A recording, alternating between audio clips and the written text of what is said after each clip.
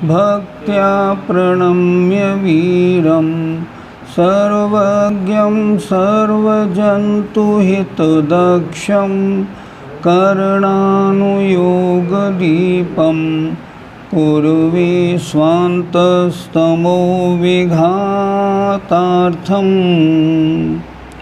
पंच परमेष्ठी भगवान की जय।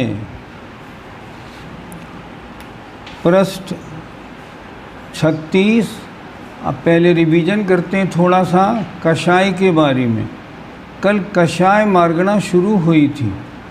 देखिए प्रश्न 138, कषाय किसे कहते हैं और उसके कितने भेद हैं।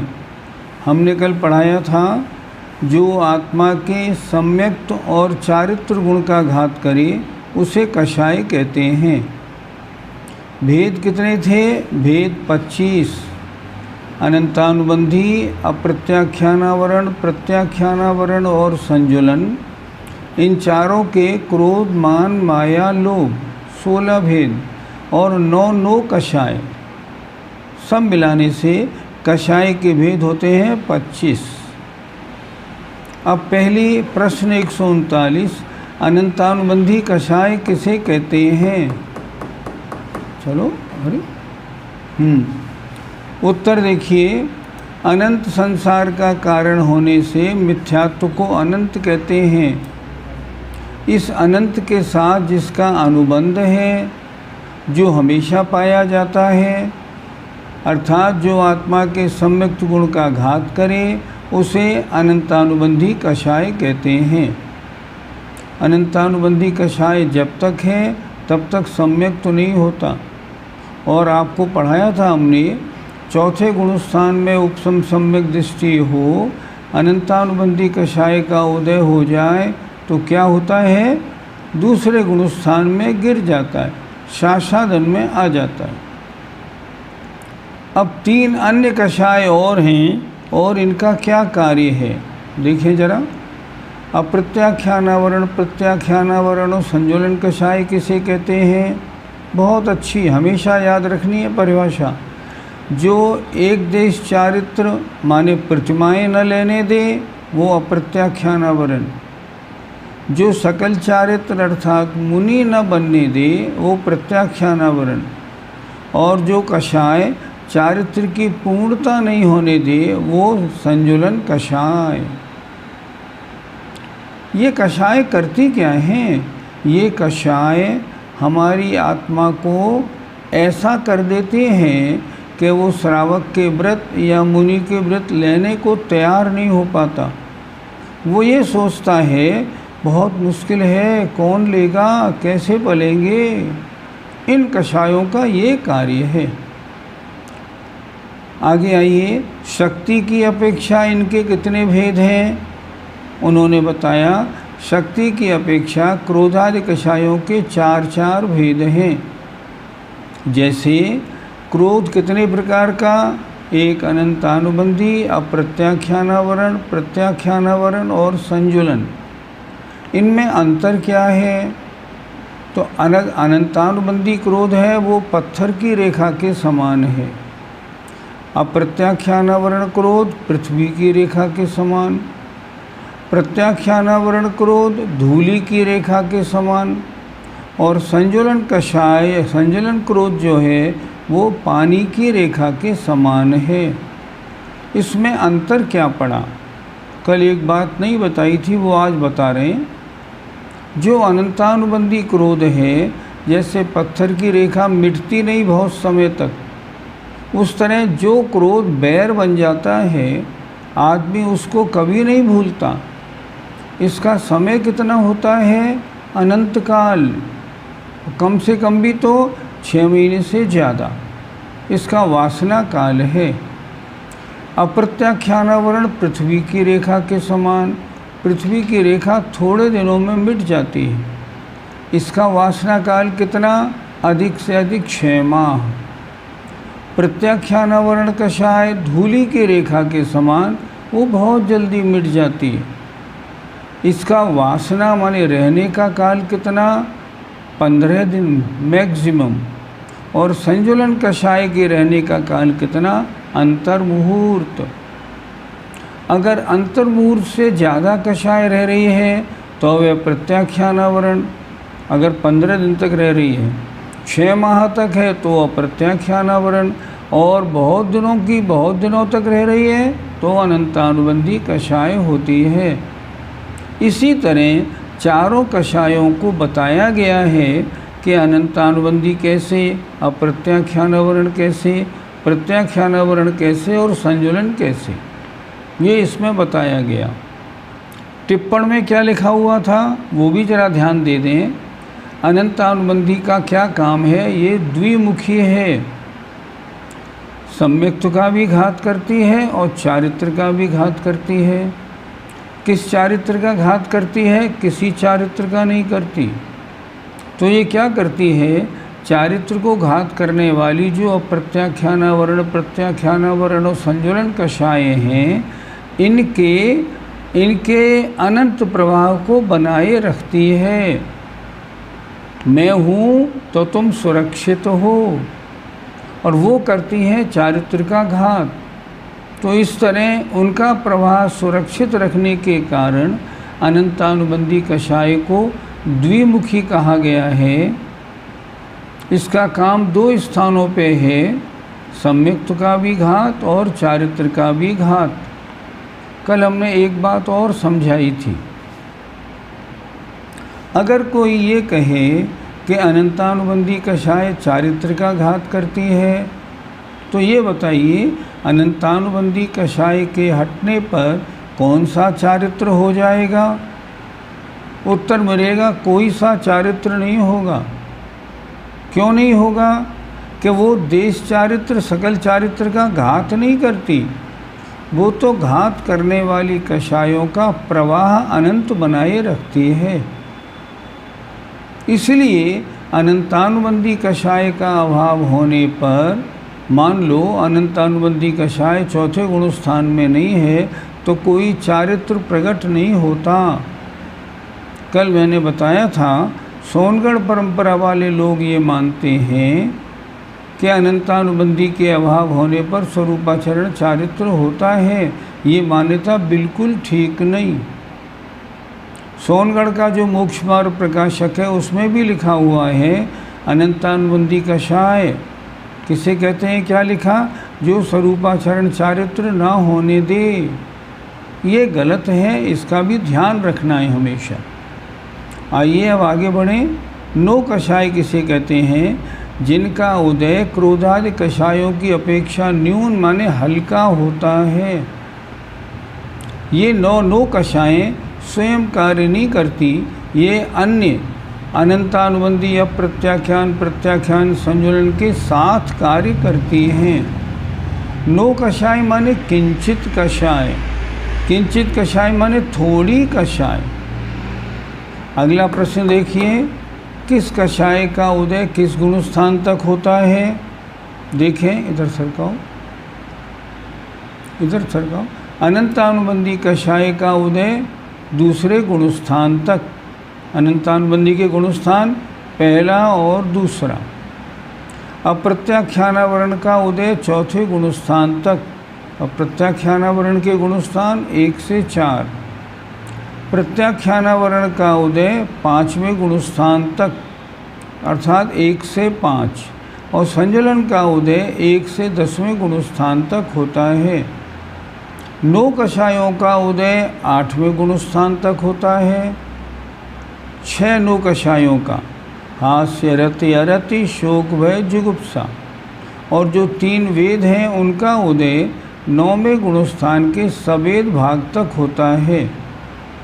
अर्थात 9वें गुण स्थान के उस आधे भाग तक जहाँ तक ये वेद रहते हैं वहाँ तक वेद का उदय है। शेष आधे भाग में इन वेदों का उदय नहीं रहता। क्या कहते हैं उसको? हम कहते हैं अपगत वेदी। वो अपगत वेदी होते हैं। और 10वें गुण स्थान के बाद 11वें गुण स्थान 11, 12, 13, 14 में कषाय रहित अवस्था है। इस तरह कषाय मार्गणा पूरी हो गई। अब आते हैं ज्ञान की बात। ज्ञान किसे कहते हैं? जिसके द्वारा जीव त्रिकाल विषयक द्रव्य गुण और उनकी अनेक प्रकार की पर्यायों को जाने, उसे कहते हैं ज्ञान। ज्ञान आत्मा का गुण है। आत्मा इससे क्या करता है? द्रव्य गुण पर्यायों को जानता है। ज्ञान के 5 भेद: मत ज्ञान, श्रुति ज्ञान, अवधि ज्ञान, मनःपर्यय ज्ञान और केवल ज्ञान। वैसे ज्ञान के 2 भेद, परोक्ष और प्रत्यक्ष। मति और श्रुत ये परोक्ष ज्ञान और अवधि, मनःपर्यय और केवल ज्ञान ये प्रत्यक्ष ज्ञान हैं। लेकिन इनमें भी एक विशेष बात, अवधि और मनःपर्यय ज्ञान ये देश प्रत्यक्ष है और केवल ज्ञान सकल प्रत्यक्ष है।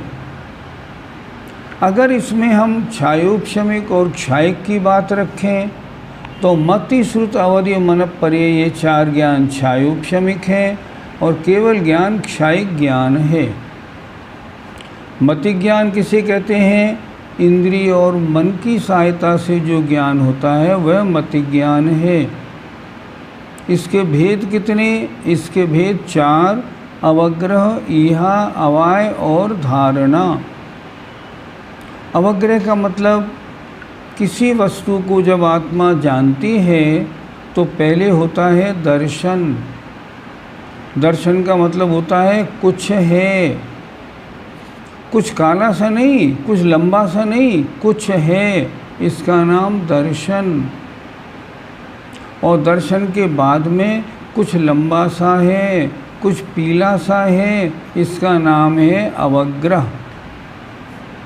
अवग्रह के 2 भेद, एक व्यंजनावग्रह, एक अर्थावग्रह। जिस वस्तु को जाना जा रहा है अगर वो व्यक्त है, प्रकट है तो अर्थावग्रह, अव्यक्त है, अप्रकट है, उसका नाम है व्यंजनावग्रह। ईहा का मतलब क्या था? ईहा का मतलब होता है अवग्रह से आपने ये तो जाना कुछ काला सा है, पर क्या है? जिज्ञासा होना, इसका नाम ईहा। उस वस्तु का निर्णय हो जाना, इसका नाम अवाय। और बहुत समय तक उसको नहीं भूलना, इसका नाम धारणा। इस प्रकार कल यहाँ तक चर्चा हो गई थी। एक बात और हुई थी, जो व्यंजन माने अप्रकट पदार्थ हैं उनका मात्र अवग्रह होता है, यह अवाय धारणा नहीं होते। क्यों? क्योंकि वो पदार्थ ही नहीं रहेगा तो यह अवाय धारणा कैसे होगा। कल यहाँ तक हो गया। यहाँ तक कितने भेद हो गए? मति ज्ञान 5 इंद्रिय मन से होता है 6, और 4 प्रकार का अवग्रह, यह अवाय और धारणा, यहाँ तक हो गया। अब आगे बढ़ते हैं। प्रश्न नंबर 148, मति ज्ञान के विषयभूत पदार्थ की अपेक्षा कितने भेद होते हैं? अर्थात मति ज्ञान कितने प्रकार के पदार्थों को जानता है? कितने प्रकार के पदार्थ मति ज्ञान का विषय बनते हैं? उत्तर 12 प्रकार के पदार्थ। कैसे? देखें जरा। मति ज्ञान के विषयभूत पदार्थ की अपेक्षा 12 भेद हैं। एक सूत्र है तत्वार सूत्र का, बहुविध क्षिप्रा निःसृता नुक्त ध्रुवाणाम सेतराणाम। वो सूत्र के अनुसार ये प्रश्न बनाया हुआ है। देखिए ध्यान से। 12 प्रकार में मति ज्ञान के विषयभूत पदार्थ की अपेक्षा 12 भेद हैं। अर्थात मति ज्ञान 12 प्रकार के पदार्थों को जानता है। पहला बहु, अर्थात एक जाति के बहुत पदार्थों को बहु कहते हैं। जैसे गेहूं की राशि का ज्ञान। आपने अपने हाथ में 20-40 गेहूं रख लिए, आप उसको जान रहे हैं, तो ये पदार्थ क्या है? बहु पदार्थ है। दूसरा ये बहुविध, अनेक जाति के बहुत पदार्थों को बहुविध कहते हैं। जैसे गेहूँ, चना, चावल आदि की राशियों का ज्ञान। आपने अपने हाथ में 10-20 गेहूँ रखे, 10-20 चने रखे, 10-20 चावल रखे। अब उनको आप जान रहे हैं, तो आपका ज्ञान किन पदार्थों को जान रहा है? बहुविधि, बहुत प्रकार के पदार्थों को। पहले में एक पदार्थ था बहुत सारा, दूसरे में बहुत प्रकार के पदार्थ हैं। ये इन दोनों में अंतर है। अब इनका उल्टा चलते हैं। बहु का उल्टा होता है अल्प। एक जाति के 1-2 पदार्थ को अल्प कहते हैं। आपने अपने हाथ में 2 चने रख लिए और उनको जान रहे हैं, हम कहेंगे अल्प पदार्थ का ज्ञान हुआ। अल्पविध, अनेक जाति के 1-2 पदार्थ को अल्पविध कहते हैं। जैसे अपने हाथ में एक गेहूँ रख लिया, एक चना रख लिया। अब उनको हमने देखा, कितने प्रकार के हैं? 2 प्रकार के। क्या कहेंगे? अल्पविध पदार्थ का ज्ञान। आगे बढ़ें। देखिए, क्षिप्र, कोई पदार्थ तेज़ी से जा रहा है उसे कहते हैं क्षिप्र। जैसे एग्जाम्पल, आप एक ट्रेन में बैठे हैं और बराबर से दूसरी ट्रेन बड़ी तेज़ी से पास हो गई। आपने देखा इस पर बोर्ड क्या लगा हुआ है, कौन सी गाड़ी है, कहाँ से कहाँ जा रही है। तो आपने उसको पढ़ा, उसमें लिखा है मान लो GT एक्सप्रेस। तो ये आपने पढ़ लिया। तो तेज जाता हुआ जो पदार्थ था, शीघ्र चलते हुए पदार्थ को जानना क्षिप्र है। क्या लिखा? शीघ्र पदार्थ को क्षिप्र कहते हैं।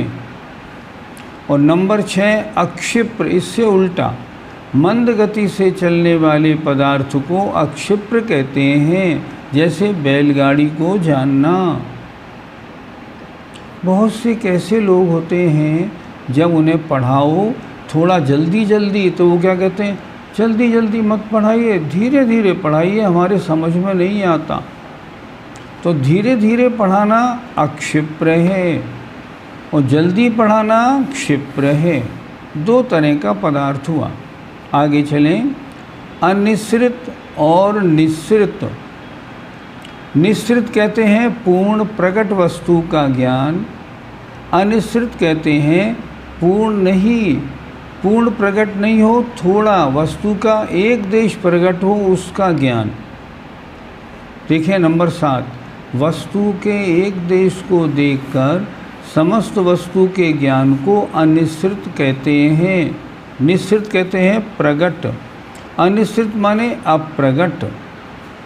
वस्तु के एक देश को देखकर समस्त वस्तु का ज्ञान। जैसे जल में डूबे हुए हाथी की सूंड देखकर पूरे हाथी का ज्ञान होना। अर्थात इसमें सूंड दिख रही है ना, इसमें हाथी है। सूंड देख के हाथी का ज्ञान हो गया। वस्तु के एक देश या पूर्ण वस्तु का ग्रहण करके उसके निमित्त से किसी दूसरी वस्तु के ज्ञान को भी अनिश्रित कहते हैं। जैसे मुख को देखकर चंद्रमा का ज्ञान होना। हम दूसरा एग्जाम्पल समझते हैं। अंदर कमरे में कोई महाराज बैठे, बाहर उनका कमंडलू रखा है। आपने कमंडलू देखा, आपने कहा ओहो ये कमंडलू ये वाला, तो ये महाराज चंद्र सागर जी होंगे, क्योंकि ये उनका कमंडलू है। ये क्या हुआ? अनिश्रित पदार्थ का ज्ञान। और निश्चित कहते हैं प्रकट पदार्थ को निश्चित कहते हैं। जैसे महाराज जी बाहर निकले तो आपने कहा ओ चंद्र सागर जी थे, देख लो। ये हुआ निश्चित पदार्थ। ये 12 भेद पदार्थ के हैं। इन 12 प्रकार के पदार्थों को मति ज्ञान जानता है। 9वां भेद देखिए, अनुक्त। जो पदार्थ अभिप्राय से समझा जाए उसे अनुक्त कहते हैं। जैसे मुंह की सूरत तथा हाथ आदि के इशारे से प्यासे मनुष्य का ज्ञान। बिना कहे जान लेना। आप टीचर के पास गए, टीचर की मुद्रा देखी, आपने बोला आज तो डांट पड़ेगी, आज तो गुरुजी का मूड ठीक नहीं है, डांट लगेगी, ये अनुक्त हो गया। और उक्त जो शब्द के द्वारा कहा जाए उसे उक्त कहते हैं। कहने के बाद जब डांट लगाएं तब मालूम पड़ा तो उक्त हो गया।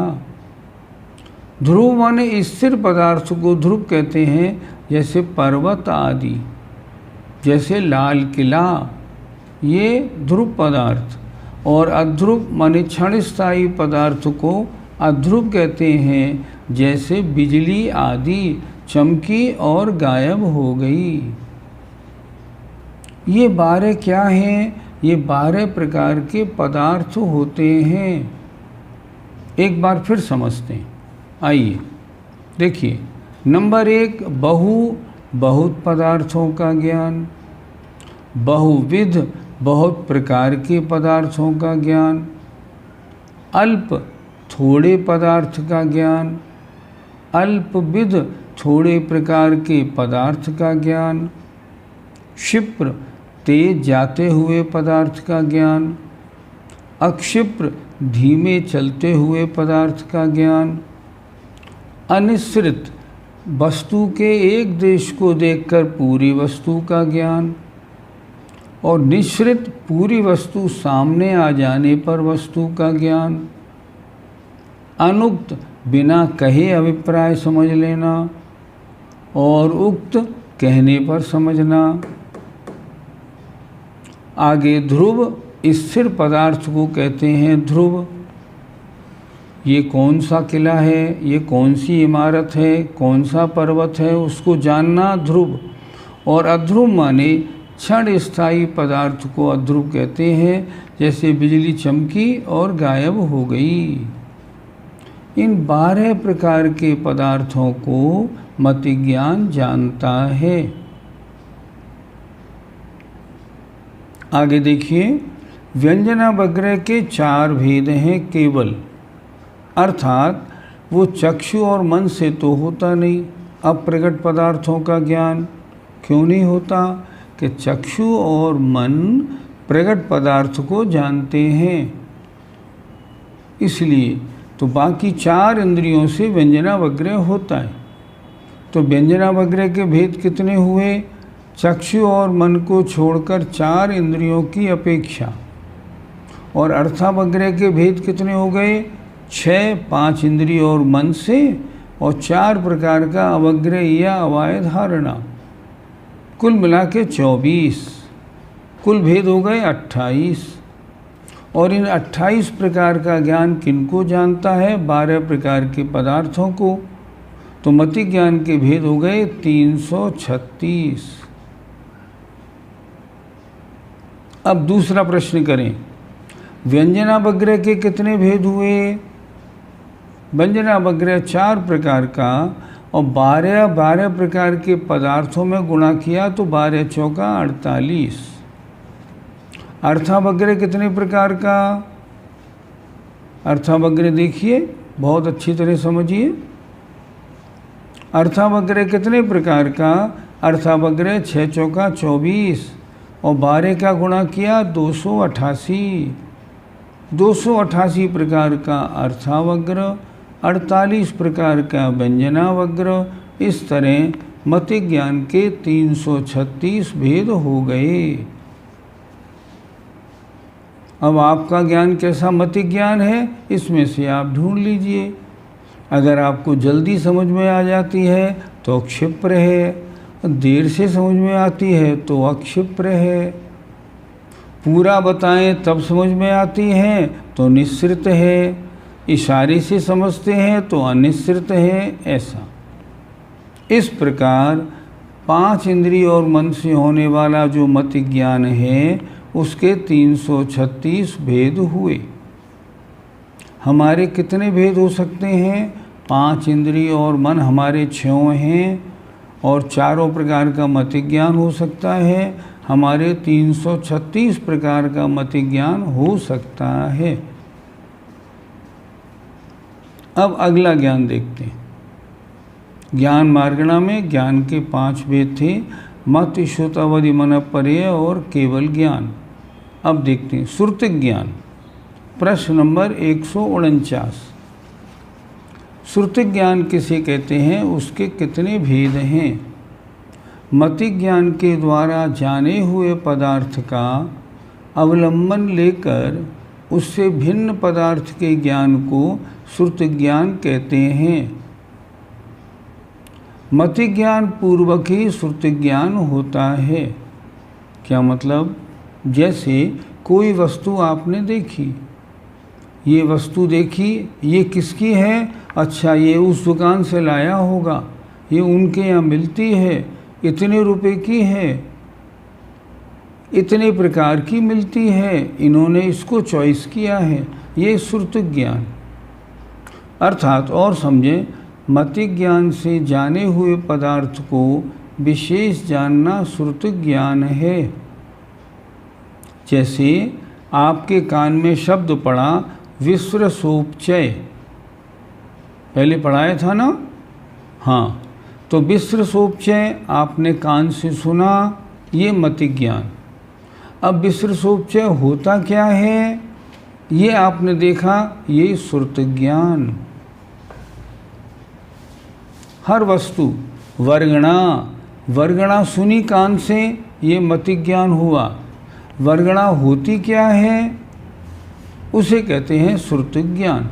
ऐसे फिर देखें, मतिक ज्ञान के द्वारा जाने हुए पदार्थ का अवलंबन लेकर उससे भिन्न पदार्थ के ज्ञान को श्रुतिक ज्ञान कहते हैं। आपने देखा धुआं, दिखाई तो पड़ा धुआं, लेकिन आपने कहा वहाँ कहीं आग लग गई है, ये हुआ श्रुतिक ज्ञान। श्रुतिक ज्ञान के 2 भेद, एक अक्षरात्मक और एक अनक्षरात्मक। अक्षरात्मक का मतलब क्या होता है, आगे देखिए। अर्थात अक्षरात्मक अर्थात शब्दजन्य श्रुतिक ज्ञान मुख्य है।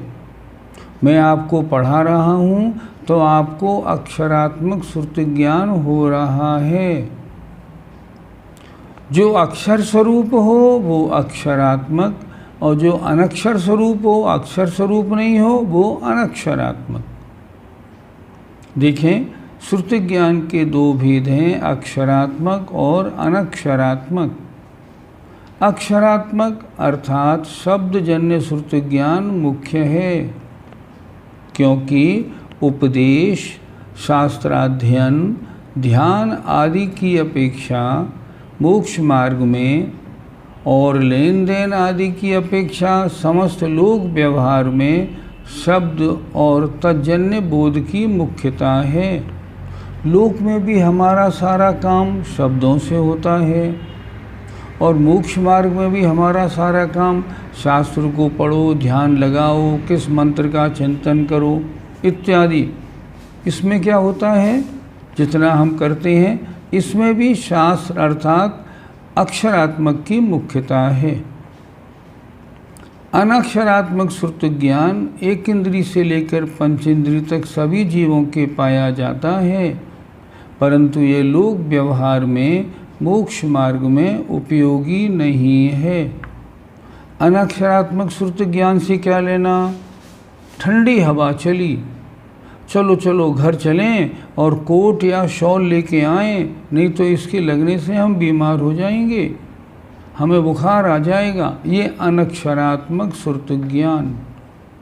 ये वस्तु नहीं खा लेना, अगर ये वस्तु खाओगे ना तो बहुत नुकसान, इसके खाने से पेट खराब हो जाता है।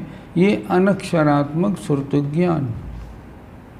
अक्षरात्मक श्रुतिक ज्ञान शास्त्र संबंधी, उपदेश संबंधी, किताब संबंधी अक्षरात्मक, और अक्षर के अलावा अन्य रूप से जो ज्ञान है वो अनक्षरात्मक है। फिर एक बार देखें, श्रुतिक ज्ञान 2 प्रकार का, अक्षरात्मक और अनक्षरात्मक। अक्षरात्मक अर्थात शब्दजन्य श्रुतिक ज्ञान मुख्य है, शब्दों के द्वारा बात करने वाली बात, क्योंकि उपदेश या शास्त्र अध्ययन, ध्यान आदि की अपेक्षा मोक्ष मार्ग में और लेन देन आदि समस्त लोक व्यवहार में शब्द और तज्जन्य बोध की मुख्यता है। मुझको ऐसा कपड़ा दो, ये कपड़ा तो आप तुम्हारा मोटा है, मुझे पतला वाला वो वाला कपड़ा चाहिए। इसमें क्या हुआ, इसमें भी शब्द जन्य बोध की मुख्यता होगी। अब अनक्षरात्मक श्रुति ज्ञान एक इंद्री से लेकर पंच इंद्री तक सभी जीवों में पाया जाता है। तो क्या अक्षरात्मक 1, 2, 3, 4 इंद्री में नहीं पाया जाता? नहीं पाया जाता। अक्षरात्मक श्रुति ज्ञान केवल पंचेंद्री में और वो भी सैन्य जीवों में पाया जाता है। उनको ही हम पढ़ा सकते हैं, वो ही बात समझते हैं। और अनक्षरात्मक श्रुति ज्ञान के बारे में क्या लिखा, परंतु यह लोक व्यवहार में मोक्ष मार्ग में उपयोगी नहीं है। क्यों? क्योंकि मोक्ष मार्ग में या लोक व्यवहार में अक्षरात्मक श्रुति ज्ञान उपयोगी होता है। अब आगे चलते हैं, जरा देखें, थोड़ा सा इसे जरा सा कड़ा है, ध्यान दीजिएगा। अनक्षरात्मक और अक्षरात्मक श्रुति ज्ञान का कितना प्रमाण है? प्रमाण क्वांटिटी कितने प्रकार का क्या है?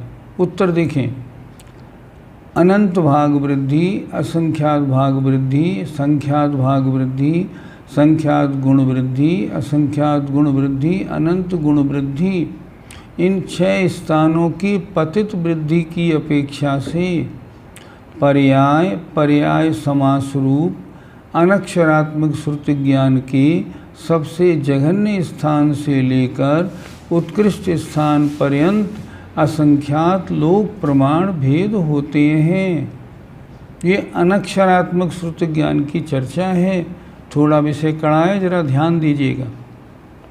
ये अनक्षरात्मक श्रुति ज्ञान की चर्चा है। अक्षर से नहीं होता, बिना अक्षर के जो ज्ञान होता है, सभी 1 इंद्री, 2 इंद्री, 3 इंद्री, 4 इंद्रिय सैन्य जीवों को अनक्षरात्मक श्रुति ज्ञान होता है। वो उससे ही जानते हैं। जैसे चींटी जानती है किस चीज़ में मीठा कम है और किस चीज़ में मीठा ज़्यादा है, मुझे किधर जाना है, क्यों जाना है, ये वो जानती है।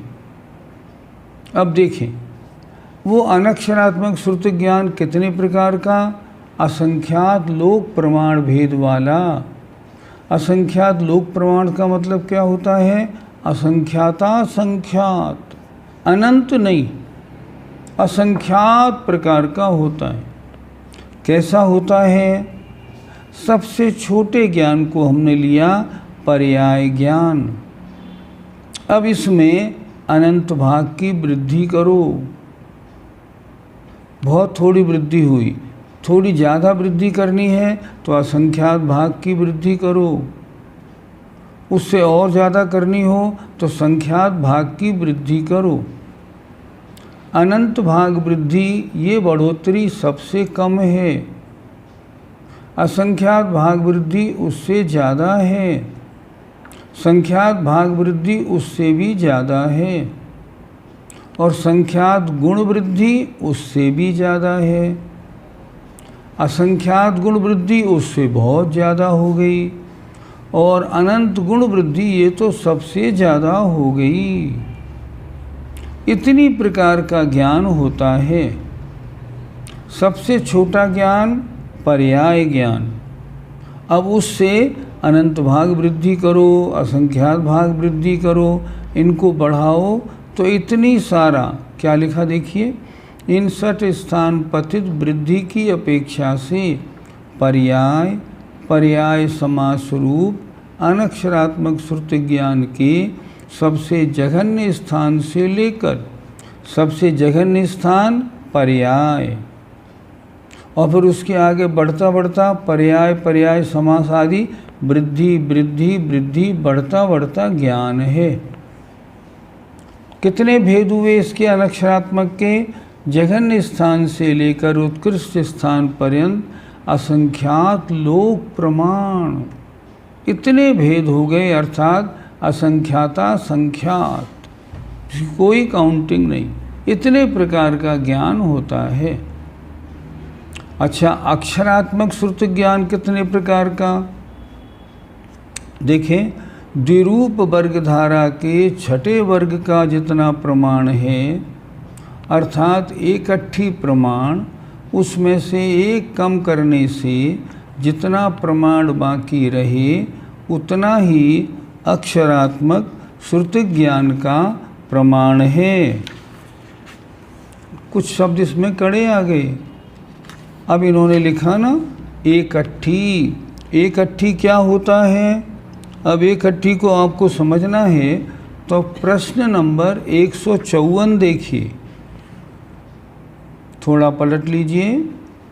प्रश्न नंबर 154, अपनी अपनी किताब पलटिए। वहाँ क्या लिखा है देखिए ध्यान से, थोड़ा विषय कड़ा है। मूल में 27 स्वर। प्रश्न नंबर 154, मूल में 27 स्वर हैं, 33 व्यंजन हैं और 4 योग वाह हैं। अनुस्वार, विसर्ग, जिह्वा मूलीय और उपधमानीय, इस प्रकार 64 मूल वर्ण हैं। वर्ण माने अक्षर। थोड़ा और समझते हैं, कड़ा विषय, थोड़ा ध्यान से समझिए। 27 स्वर कौन से होते हैं? 27 स्वर में आप देखिए, आप इसमें देखिए, छोटा आ, चाहे तो अपनी कॉपी में लिख लीजिए, छोटा आ, छोटी ई, छोटा ऊ, रिरी, लिलरी, ए, आई, ओ, औ। फिर एक बार देखिए, छोटा आ, छोटी ई, छोटा ऊ, रिरी, लिलरी, ए, आई, ओ, औ। कितने अक्षर हो गए? 9।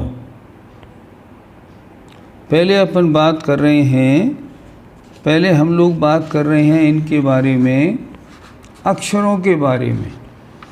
तो पहले स्वर के बारे में हमने बात की, तो 27 प्रकार के स्वर। स्वर कैसे 27 प्रकार के? ये 9 शब्द हो गए। इन 9 शब्दों के भेद कितने हो गए? एक एक के 3-3 प्रकार के भेद होते हैं। कैसे होते हैं? पहले तो ह्रस्व, दूसरा दीर्घ और तीसरा प्लुत। जैसे क हृष्य मान लो, और फिर आपने बोला का, ये हो गया दीर्घ, और का ये हो गया प्लुत।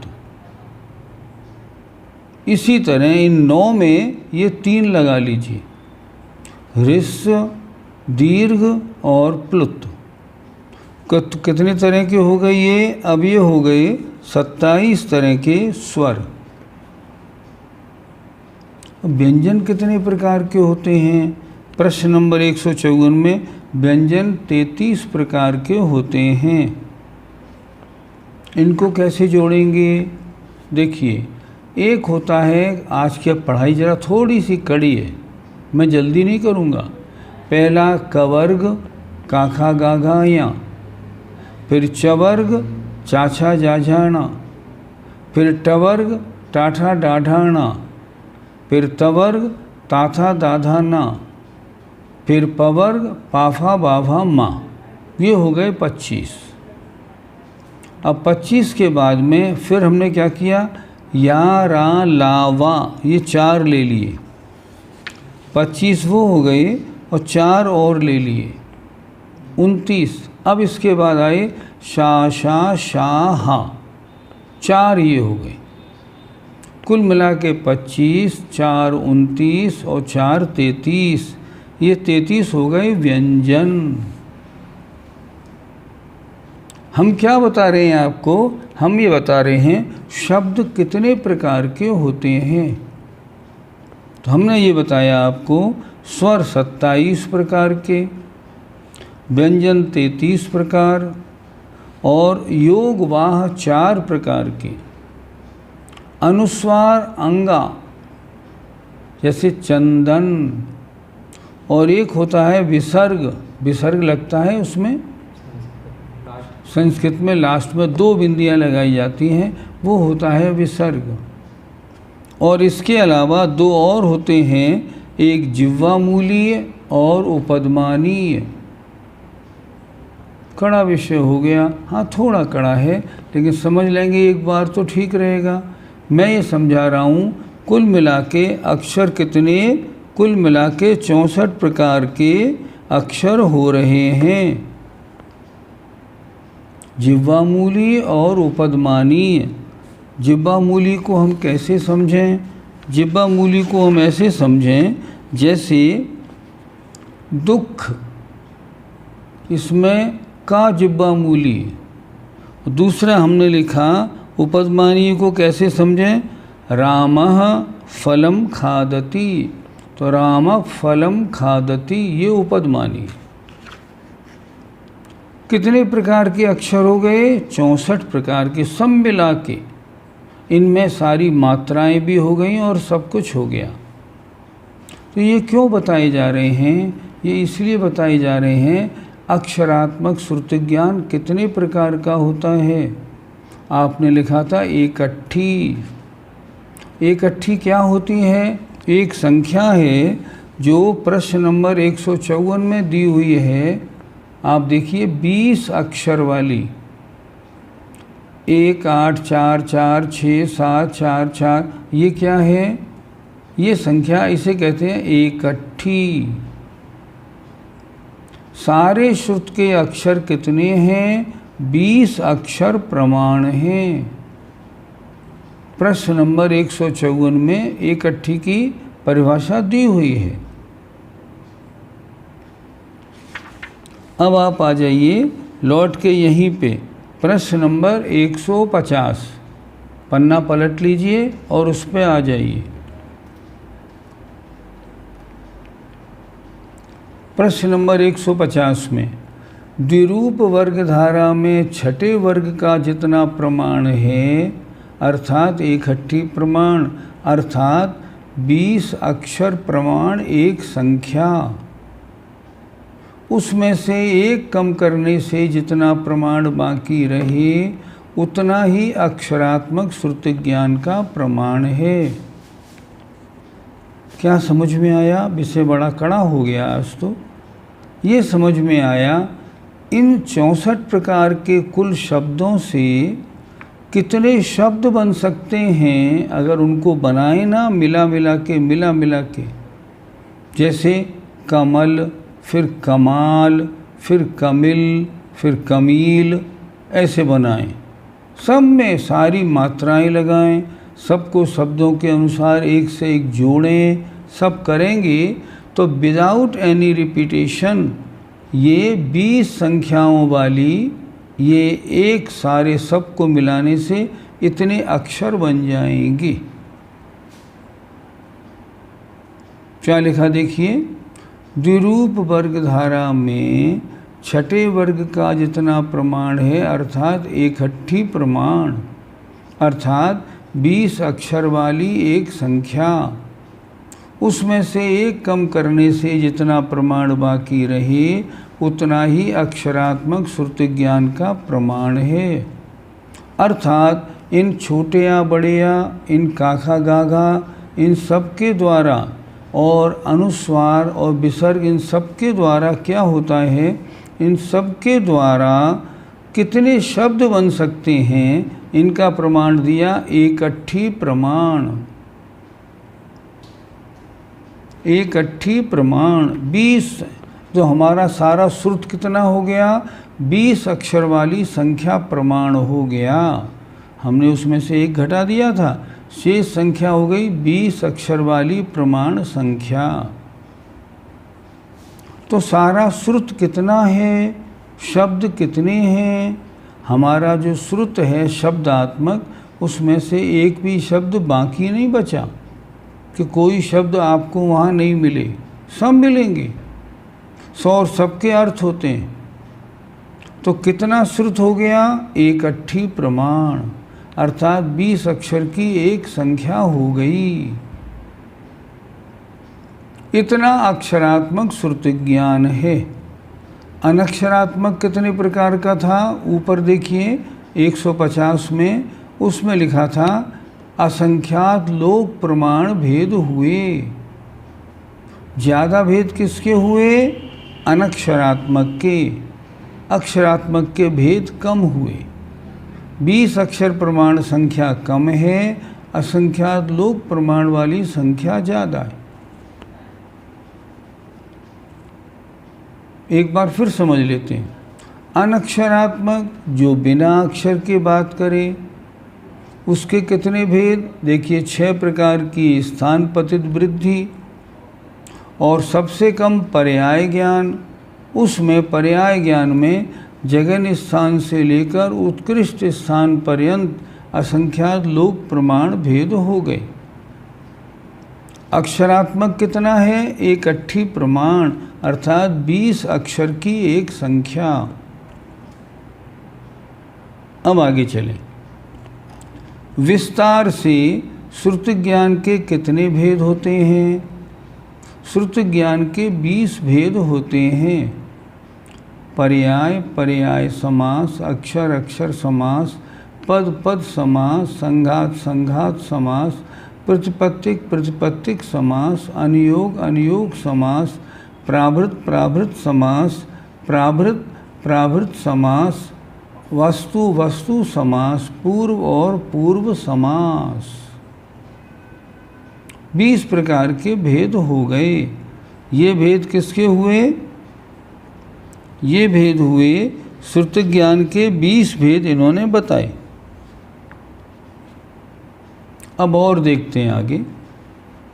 अब इसमें आपने जो 20 भेद बताए ना, इसमें सबसे पहले आपने बताया पर्याय ज्ञान। प्रश्न नंबर 152 देखिए। सबसे छोटा ज्ञान कौन सा है? पर्याय ज्ञान। ये पर्याय ज्ञान किसको होता है? सूक्ष्म निगोदिया जीव को। कौन से सूक्ष्म निगोदिया जीव को? जिसको 6012 भव लेने हैं। 6011 भव ले चुका, 6012वां भव लेना है, 3 मोड़े वाली बिगड़े गति से जाना है। तो उसके पहले समय में जो ज्ञान होगा सबसे कम, इससे कम ज्ञान दुनिया के किसी जीव को हो ही नहीं सकता, जितना उस सूक्ष्म निगोदिया को ज्ञान है। तो ये ज्ञान कितना सा हुआ?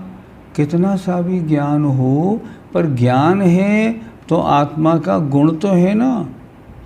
क्या कोई आत्मा, कोई जीव बिना ज्ञान के हो सकता है? कभी नहीं हो सकता। ये इतना ज्ञान जो पर्याय ज्ञान है, ये ऐसा ज्ञान है, इतना तो रहेगा ही रहेगा। अगर इसको आप ज़ीरो कर देंगे तब तो जीव ही ज़ीरो हो जाएगा। क्योंकि जीव किसे कहते हैं? जिसमें जानने देखने की शक्ति हो, और जानने देखने की शक्ति आपने ज़ीरो कर दी। अब जीव क्या हुआ? समाप्त हो गया। अब जीव कुछ नहीं, बेकार हो गया। इसलिए सबसे कम ज्ञान पर्याय ज्ञान, और ये ऐसा ज्ञान है ये कभी ढका नहीं जा सकता। आइए पढ़ते हैं इसको, डेफिनेशन किताब में ध्यान से। पर्याय ज्ञान का क्या स्वरूप है? उनके स्वामी कौन है?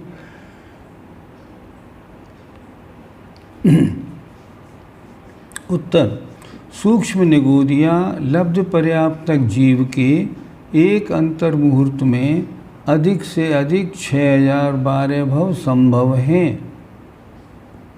हमने आपको पहले बताया था, जो आया था पहले प्रकरण, लब्ध पर्याप्तक कितने भव एक जीव ले सकता है, तो उसमें बताया था 66,336 भव ले सकता है। उसमें सूक्ष्म निगोदिया लब्ध पर्याप्तक के कितने भव थे? 6012 मैक्सिमम।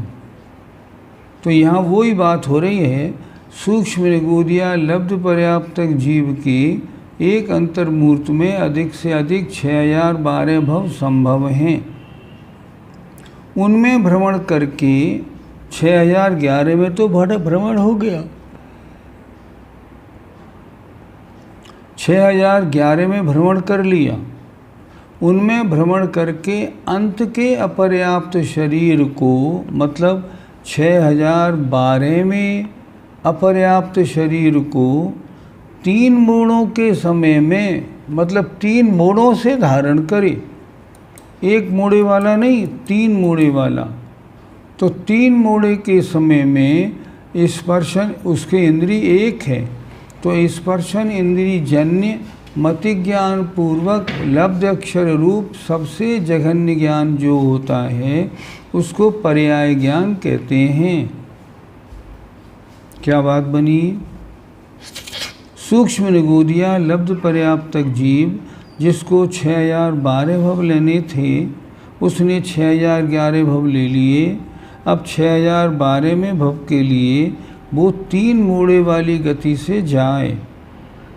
तब पहले समय में विग्रह गति के उसको जो ज्ञान होगा स्पर्शन इंद्रिय संबंधी, वो सबसे कम ज्ञान होगा। इससे कम ज्ञान किसी जीव को हो ही नहीं सकता।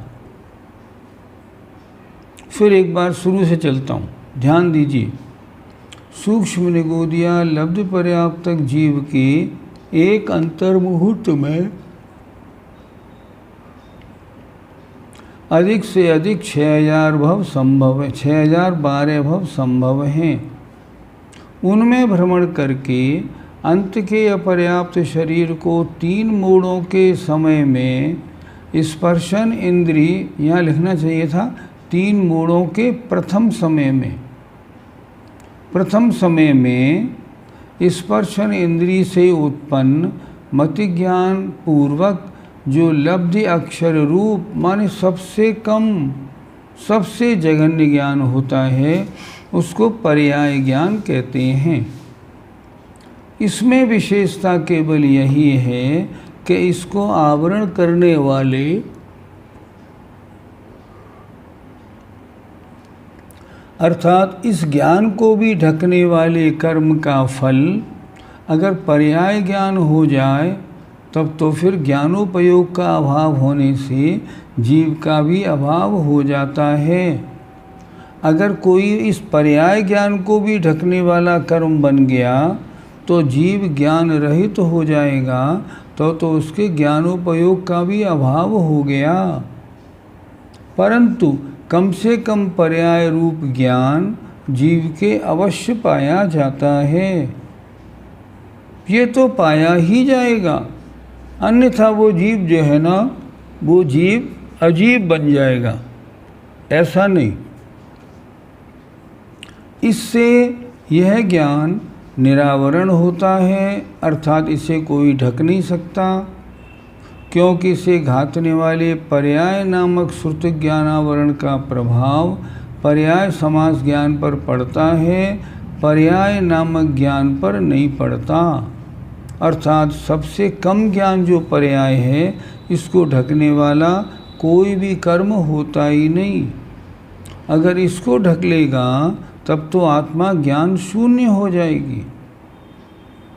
फिर एक बार देखते हैं पर्याय ज्ञान का स्वरूप क्या है, उनके स्वामी कौन है। पर्याय ज्ञान, ज्ञान की सबसे जघन्य अवस्था होती किसके हैं? सूक्ष्म निगोदिया लब्ध पर्याप्तक के। कब होती है? जब वो 6012 में से 6011 भव ले चुके और 6012वां भव भी 3 मोड़े से लेने जा रहा हो। उस जीव के पहले मोड़े में जब उन्हें पहले समय में जो ज्ञान होगा उसे हम कहेंगे पर्याय ज्ञान। और ये ज्ञान सबसे कम ज्ञान होता है। इससे थोड़ा ज्ञान इस पूरे संसार में किसी जीव के कभी भी नहीं होता। इसे कहते हैं पर्याय ज्ञान। ये पर्याय ज्ञान क्या है? ये श्रुति ज्ञान की सबसे जघन्य अवस्था है। इससे और कम किसी के नहीं हो सकता, ये बता रहे हैं। एक बार फिर पढ़ लेते हैं, अच्छी तरह समझिए। सूक्ष्म निगोदिया लब्ध पर्याप्तक जीव के एक अंतर मुहूर्त में अधिक से अधिक 6012 भव संभव हैं। उनमें भ्रमण करके अंत के अपर्याप्त शरीर को 3 मूढ़ों के साथ स्पर्शन इंद्रिय जन्य मति ज्ञान पूर्वक लब्धि अक्षर रूप सबसे कम सबसे जघन्य ज्ञान होता है, उसको पर्याय ज्ञान कहते हैं। श्रुति ज्ञान के भेदों की बात हो रही है। श्रुति ज्ञान सबसे कम क्या? पर्याय ज्ञान। इसमें विशेषता केवल यही है कि इसके आवरण करने वाले कर्म के उदय का फल इस पर्याय ज्ञान में नहीं होता। इसको आवृत करने वाला कोई कर्म यहाँ फल नहीं देता, क्योंकि यदि पर्यायावरण कर्म का उदय पर्याय ज्ञान हो जाए, अगर उसके उदय हो जाए मान लो, तो क्या होगा? तो ज्ञानोपयोग का अभाव होने से जीव का भी अभाव हो जाता है। परंतु कम से कम पर्याय रूप ज्ञान जीव के अवश्य पाया जाता है। इससे यह ज्ञान निरावरण होता है। इस ज्ञान को कोई ढक नहीं सकता, क्योंकि इसे घातने वाले पर्याय नामक श्रुति ज्ञानावरण का प्रभाव अगले वाले पर्याय समास ज्ञान पे है, पर्याय नामक ज्ञान पे नहीं है। अर्थात पर्याय नाम का ज्ञान श्रुति ज्ञान का सबसे छोटा भेद है, जघन्य भेद है। ये निगोदिया लब्ध पर्याप्तक सूक्ष्म जीवों के होता है, वो भी उसके जो 6012 में अंतिम भव लेने के लिए 3 मूढ़े वाली गति से जाए। और ये ज्ञान कैसा है? इस ज्ञान को ढका नहीं जा सकता। ये ज्ञान, इतना ज्ञान तो प्रकट रहता ही रहता है। इस तरह ये पर्याय ज्ञान की बात हुई। एक प्रश्न और कर लेते हैं नीचे। बंद हो गया। कैसे हो गया? तो फिर ठीक करो। नेट तो चालू है। नेटवर्किंग अपने आप खत्म हो गई। फिर खत्म? घूम रहा है। तो क्लास खत्म करें? प्रश्न सारे रह गए अभी। प्रश्न भी रहे, कनेक्ट ही नहीं हो रही ना अब तो। ये हो गई आपको थोड़ी दिक्कत हो गई थी कनेक्शन में, इस वजह से थोड़ा डिस्टरबेंस हुआ। प्रश्न नंबर 153 और देख लीजिए, और सरकाओ पीछे वाला। प्रश्न नंबर 13, अक्षरात्मक श्रुति ज्ञान के कितने भेद हैं? उन्होंने बताया अक्षरात्मक श्रुति ज्ञान के 2 भेद हैं, अंग प्रविष्ट और अंगवाह्य। अंग प्रविष्ट के कितने भेद हैं? 12 भेद हैं, जिन्हें हम कहते हैं द्वादशांग। पहला आचारांग, सूत्रकृतांग, स्थानांग, समवायांग, व्याख्या प्रज्ञप्ति अंग, धर्म कथांग, उपासकाध्ययनांग, अंतःकृत दशांग, अनुत्तरोपादिक दशांग, प्रश्न व्याकरणांग, विपाक सूत्रांग और दृष्टिवादांग। ये किसके भेद हैं? ये अक्षरात्मक श्रुति ज्ञान के 2 भेद हैं, अंग प्रविष्ट और अंगवाह्य। उसमें अंग प्रविष्ट के ये 12 भेद हैं, जिनको हम कहते हैं द्वादशांग श्रुति ज्ञान। समय हो गया, अब आइए थोड़े प्रश्नों के उत्तर देख लेते हैं। शुरू करें यहीं से। और दिख ही नहीं रहा। ठीक है ना? यही हैं, अभी 4 ही दिख रहे हैं, और जिनके हों तो वो भेज दें। अभी केवल हमारे पास 2 ही प्रश्न आए हैं, और जिनके प्रश्न हों वो भेज दें। नहीं, प्रश्न तो पहले बड़े बड़े आए थे, वो बीच में कनेक्टिविटी खत्म हुई, उसके कारण तो देखा। प्रश्न तो आए थे, लेकिन कनेक्टिविटी ख़त्म होने से वो सब प्रश्न इसमें से उड़ गए। चलिए मैं फिर लिखता हूँ इसमें। पर्याय ज्ञान में लास्ट माने अंतिम भव और 3 मूढ़ की शर्त क्यों रखी? इसलिए रखी कि उसमें ही सबसे कम ज्ञान रहेगा। अर्थात 6011 जो भव हुए उनमें ज्ञान ज़्यादा है। 6012 में भव के पहले समय में ज्ञान सबसे कम है, दूसरे समय में उससे ज़्यादा ज्ञान है। इसलिए पर्याय ज्ञान में अंतिम भव और 3 मूढ़ की शर्त रखी गई है। एक प्रश्न आया है, हमें भी पर्याय ज्ञान पंच परावर्तन में अनंत बार हुआ होगा? हाँ बिल्कुल, हम अनंत बार निगोदिया जीव बने। और जब निगोदिया जीव बने, कहते हैं ना, काल अनंत निगोद मझार, हम अनंत बार निगोदिया जीव बने, तो ये प्रसंग हमें भी आया होगा, हमको पर्याय ज्ञान अनंतों बार हुआ होगा, इसमें कोई बात नहीं। आगे देखें, वृद्धि मतलब एडिशन और गुण वृद्धि का मतलब मल्टीप्लिकेशन है क्या? हाँ बिल्कुल, गुण वृद्धि मल्टीप्लाई करें, वो होती है गुण वृद्धि। आगे चलें, छपक श्रेणी वाले जीव के स्त्री वेद या नपुंसक वेद कैसे संभव है? छपक श्रेणी वाले जीव के भी स्त्री वेद नपुंसक वेद संभव है भाव वेद की अपेक्षा। द्रव्य वेद तो उसका पुरुष का ही होगा, भाव वेद दोनों हो सकते हैं। ये कहाँ तक रहेंगे? 9वें गुणस्थान के सवेद भाग तक, उसके बाद ये दोनों का समाप्ति नाश हो जाएगा। चौथा गुणस्थान में यदि जीव का मरण हो जाता है, तब विग्रह गति में उसका कौन सा गुणस्थान होता है? चौथे गुणस्थान में मरण होता है तो विग्रह गति में चौथा गुणस्थान रह सकता है, कोई आपत्ति नहीं, कोई आपत्ति नहीं। और अगर परिणामों से गिर जाए तो फिर कोई सा भी गुणस्थान बन सकता है। आगे, 3 मोड़े के समय से क्या तात्पर्य है? तात्पर्य ये है, अगर मान लो उस जीव को जहाँ जन्म लेना है जाएगा तो आकाश की श्रेणी के अनुसार, और अगर मोड़े लिए उनने 3, तो 3 मोड़े लेने में उसके जो पहले मोड़े से पहले जो पहला समय है, उस पहले समय में सबसे कम ज्ञान होगा, ये समझना है। सबसे कम ज्ञान होगा पहले समय में। मोड़े किसे कहते हैं? जैसे कोई जीव यहाँ मरा, यों गया, यों गया और यों गया, तो ये 2 मोड़े हो गए, ऐसे होते हैं मोड़े।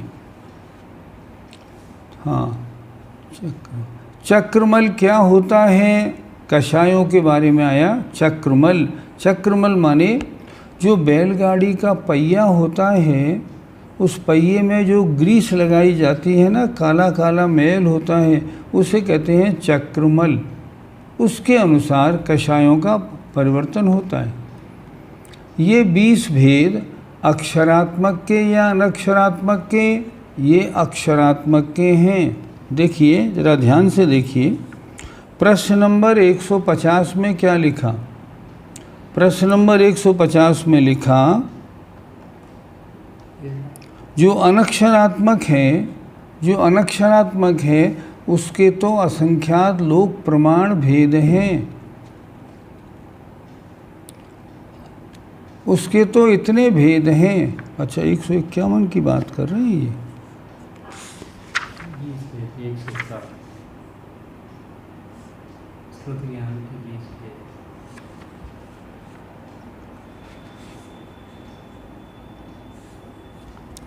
प्रश्न नंबर 151 में जो 20 भेद बताए हैं, पर्याय और पर्याय समास, ये श्रुति ज्ञान के भेद हैं। ये अक्षरात्मक के या अनक्षरात्मक के? अनक्षरात्मक के। आगे आए, चौथे गुणस्थान में यदि जीव का मरण ये हो गया, कर्ता क्या लिखा? कर्ता लब्ध पर्याप्तक के। कर्ता क्या? कर्ता नहीं और कुछ होगा। लब्ध पर्याप्तक के अन्य भावों में नहीं, अन्य भवों में पर्याय ज्ञान से अधिक ज्ञान होता है। हाँ बिल्कुल, अन्य भव की बात छोड़िए। लब्ध पर्याप्तक जीव की जो 6012वां भव है उसमें 3 मोड़े लेने के बाद पहले समय में सबसे कम ज्ञान है, दूसरे में उससे ज़्यादा, तीसरे में उससे भी ज़्यादा है। इतनी सूक्ष्म चर्चा यहाँ ज्ञान की हो रही है। आगे कृपया रसना इंद्रिय संबंधी अनिश्चित पदार्थ के ज्ञान का उदाहरण दें। कृपया रसना इंद्रिय संबंधी अनिश्चित पदार्थ जो अप्रगट हो। ठीक, सामने आम रखा है पीला, अब उसको आपने केवल देखा, देखने के बाद आपने कह दिया ये तो मीठा ही होना चाहिए, अनिश्चित हो गया। पृथ्वी और धूली रेखा में क्या अंतर है? पृथ्वी और धूली रेखा में, पृथ्वी की रेखा इसमें जो बताया है ना, सबसे कड़ी जो है ना, सबसे कड़ी पत्थर की रेखा, उसके बाद पृथ्वी की रेखा, उसके बाद धूली रेखा। पृथ्वी वो जो ज़मीन हो, पक्की ज़मीन, मिट्टी की ज़मीन है, उसमें रेखा बना देंगे तो बहुत समय तक रहेगी। और धूली रेखा ऐसा समझिए जैसे मान लो रेतिया के मैदान में आप गए और वहाँ आपने उसकी रेखा बना दी, उसे कहते हैं धूली रेखा। पृथ्वी की रेखा ज़्यादा समय रहने वाली है, धूली रेखा उससे कम समय रहने वाली है। आगे केवल ज्ञानावरण के क्षय से होता है या ज्ञानावरण के संपूर्ण क्षय से? ज्ञानावरण के संपूर्ण क्षय से होता है।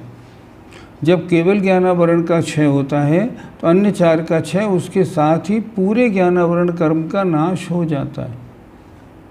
तो क्या 6012 में भव के पहले भवों में क्या ज्ञान होगा पर्याय ज्ञान से ज़्यादा? क्या 6012? हाँ बिल्कुल ज़्यादा होगा। 6012 में भव से पहले जो 6011 भव हुए हैं उनमें पर्याय ज्ञान से बहुत ज़्यादा ज्ञान होगा। श्रुति ज्ञान फिर से समझा दीजिए। मति ज्ञान से आपने जो जाना उसके बारे में विशेष ज्ञान होने का नाम श्रुति ज्ञान है। एग्जाम्पल समझिए, आप किसी कमरे में गए, वहाँ पंखा लगा हुआ है, आपने चक्षु इंद्री से इतना देखा यहाँ पंखा है बस।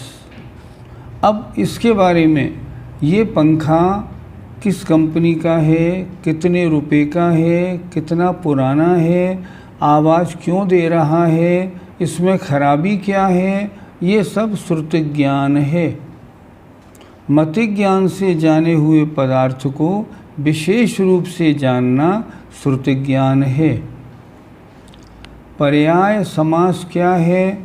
पर्याय ज्ञान से जो अधिक ज्ञान है, नंबर 1 वो पर्याय समास। संख्यात भाग का मतलब, संख्यात की संख्या है ना, 2 से लेके असंख्यात तक, उससे डिवाइड कर दें, संख्यात भाग। जैसे 1/2, 2 संख्या हुई तो 1/2 क्या हुआ? संख्यात भाग हो गया। चक्रमल और किमरिया राग होता क्या है? चक्रमल और किमी राग क्या होता है समझते हैं। देखिए चक्रमल क्या है? चक्रमल है लोभ कषाय का।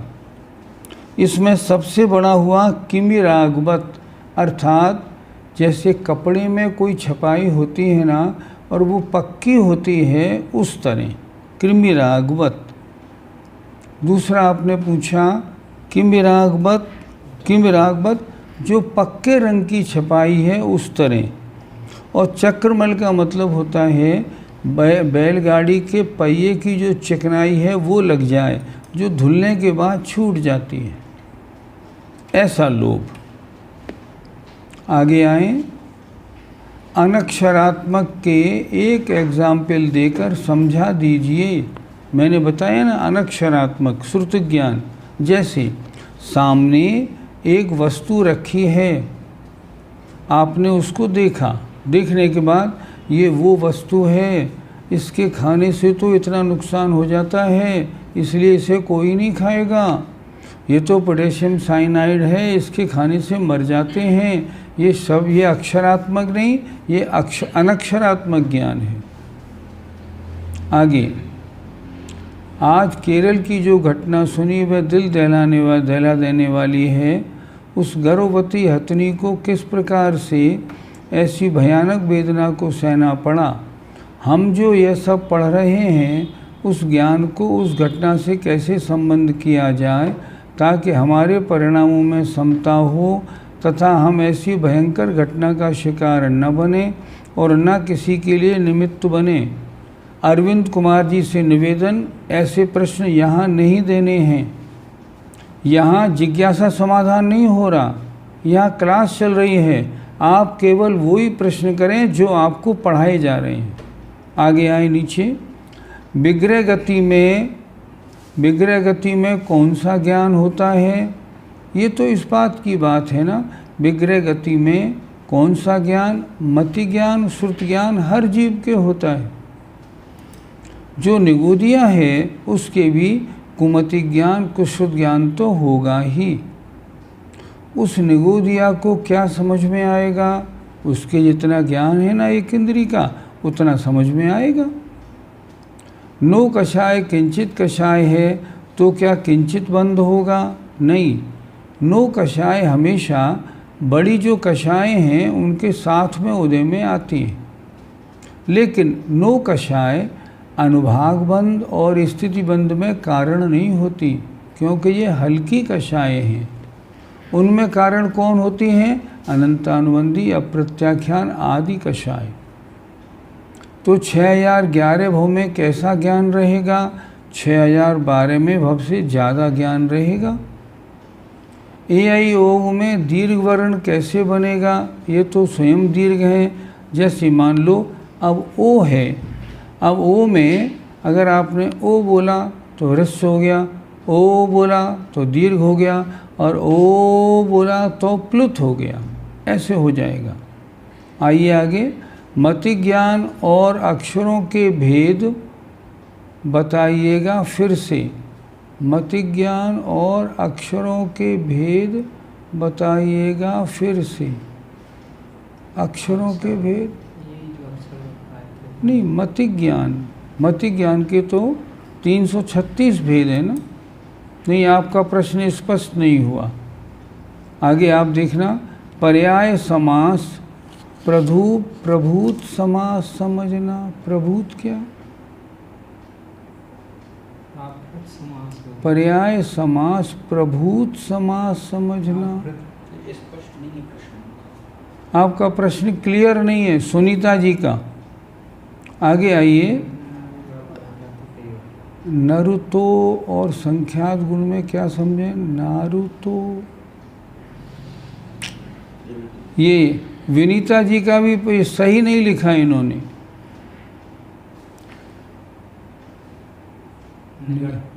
निगट्टी क्या मतलब, ये भी नहीं, ये भी नहीं। क्षिप्र और अध्रु में क्या अंतर है, ये भी आपने कर्ता लिखा है। प्रश्न ठीक ठीक लिखिए। क्षिप्र माने जल्दी चलती हुई वस्तु, क्षिप्र, और अध्रुव का मतलब जो स्थिर नहीं है, दोनों में अंतर है। उसमें वस्तु का गमन है, इसमें ठहरने की बात है, इसकी स्टेबिलिटी कितनी है। आगे देखें, चौथा गुणस्थान में यदि जीव का मरण, ये तो हो गया, सब हो गया ये तो। हाँ, सम्यक चारण चरित क्या,